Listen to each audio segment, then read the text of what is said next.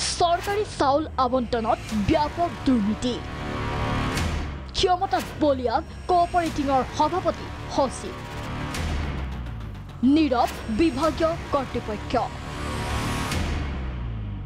ঘটনা অনুসৰি প্ৰতিমাহে কোঅপাৰেটিংৰ পৰা চাউল দিয়া হয় ৰেচন ডিলাৰক কিন্তু কৰিমগঞ্জ জাউকাপন কোঅপাৰেটিংৰ ফেব্ৰুৱাৰী মাহৰ চাউল নাপালে ৰেচন ডিলাৰে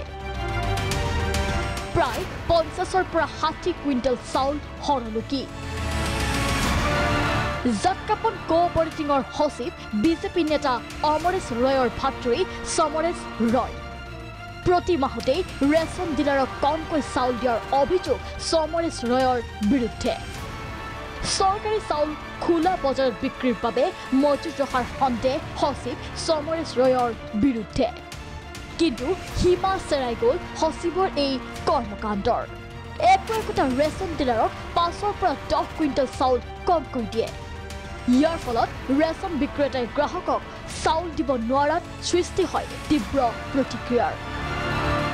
ইয়াৰ বিৰুদ্ধে গ্ৰাহকে যোগান বিভাগলৈ লিখিত অভিযোগ প্ৰেৰণ কৰে কিন্তু মেকুৰী ডিঙিত ঘণ্টা কোনে বাঢ়িব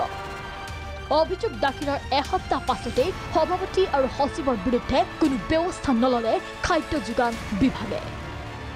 আনহাতে ঘটনা সন্দৰ্ভত অগপৰ জিলা সভাপতি মনসুৰ আহমেদৰ মন্তব্য জাউকাপন কোঅপারেটিভ সোসাইটির 50 থেকে 60 কুইন্টাল মাল আমরা কম পেয়েছি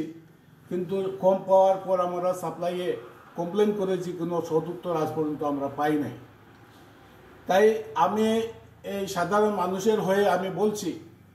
জেলা আধিকারিক প্রশাসনের উদ্দেশ্য করে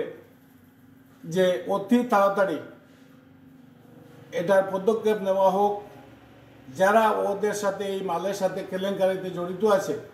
ওদেরকে শাস্তি দেওয়া হোক আর যদি বিজেপির হোক এজিপির হোক যে কোনো দলের হোক আমাদের সরকার কোনো দলের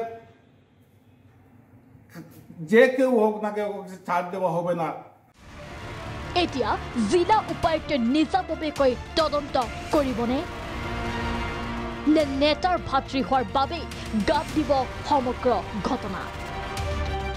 কৰিমগঞ্জৰ পৰা ৰাহুল পল ৰিপৰ্ট ভিজন প্ৰাগ